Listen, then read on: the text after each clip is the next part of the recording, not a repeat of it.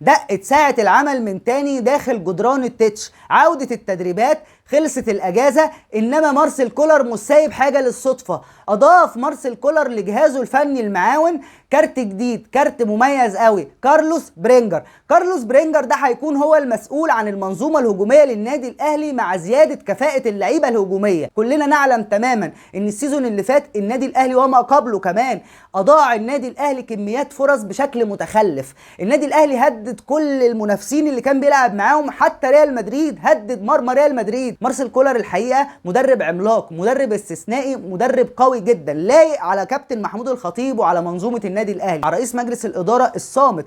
هنا لغة العظماء هي فعلا الصمت، اللي قدر ياخد حقنا وحقه وحق كل حد غلط في النادي الأهلي وغلط فيه هو شخصيا بالصمت. قدر ان هو ياخد حقه بالقانون، وشفنا كلنا قد ايه هو مش ضعيف. كابتن محمود الخطيب قوي جدا.